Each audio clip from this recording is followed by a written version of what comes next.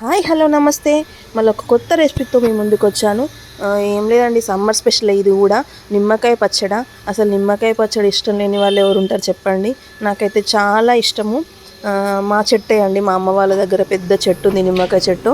వాటియే మేము ఒక 1 week back నిమ్మకాయలన్నీ కోసి వాటికి ఉప్పు పసుపు పెట్టి ఊరబెట్టాను. మళ్ళీ ఫ్రెష్గా నిన్న మా అమ్మ వచ్చినప్పుడు కూడా తీసుకొచ్చింది. అవి ఒక కేజీన్నర, ముందు ఒక కేజీన్నర, మొత్తం ఒక 3 కిలోల వరకు మేము నిమ్మకాయలన్నీ కట్ చేసి ముందే పెట్టుకున్నాము. దానికి పోసుకేయడానికి ఈరోజు ఈ రెసిపీ చేస్తుంది మా అమ్మ. అసలు మా అమ్మ చాలా బాగా చేస్తుంది నిమ్మకాయ పచ్చడి.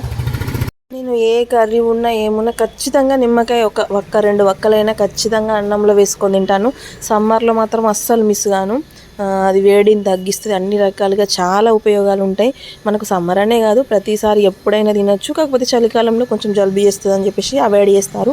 కానీ సమ్మర్లో మాత్రం ఖచ్చితంగా తీసుకోండి రెగ్యులర్గా. చాలా చలవ చేస్తుందండి, బాగుంటుంది. అందుకోసం అని చెప్పేసి ఈ వీడియో అప్లోడ్ చేశాను. ఎంత రుచిగా ఉందో చెప్పలేను అసలు. చట్నీలు మా అమ్మ చాలా బాగా పెడుతుంది. అందులో నిమ్మకాయ చట్నీ అంటే ఇంకా అసలు చాలా అంటే చాలా బాగా పెడుతుంది. అవన్నీ నేను మొత్తం స్టోర్ చేసుకొని ఒక 1 ఇయర్ 1.5 ఇయర్ వరకు నాకు యూజ్ అవుతుంది.